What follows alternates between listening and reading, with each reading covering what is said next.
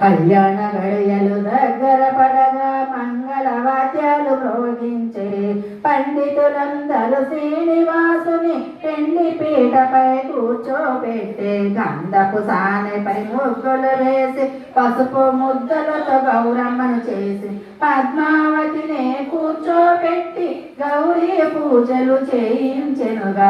ఆకాశరాజు ధరణీదేవిని పీటల పైన కూర్చోబెట్టి కన్యాదానము చేయుట కొరకు కంకణములనే కట్టిరిగా.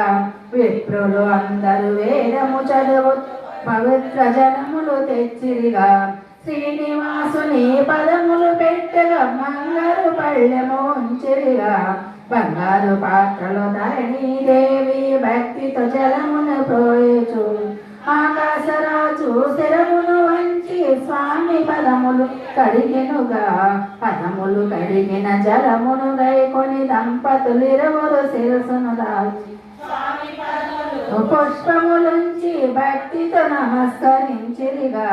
పండితులిరువురు మంత్రాలు చదవంగా స్వామికి ఉత్తర చంద్యాలు వేసి తెల్లని వస్త్రము తెరగా పట్టి పద్మావతినే కూర్చోబెట్టి ఆకాశరాజు దంపతులిరువురు పద్మావతి చేతిని పట్టి స్వామి దోసిట ఉంచి వారు కన్యాదానము చేసినారు. జీలకర్ర బెల్లము కలిపి చక్కగా 2 ముద్దలు చేసి వరుడు వధువు చేతిలో పెట్టి ఇరువురు శిరములు పెట్టించెనుగా.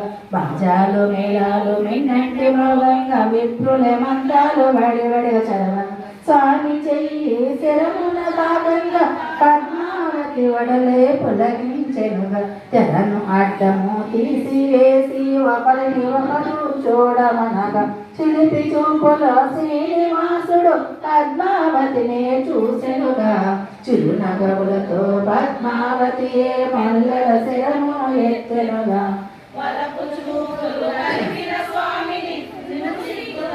చూసెనుగా నువ్వులు పోగులు చక్కగా పోసి పసుపు రాసి సూత్రము గుచ్చి వరుడు అందరి చేతికి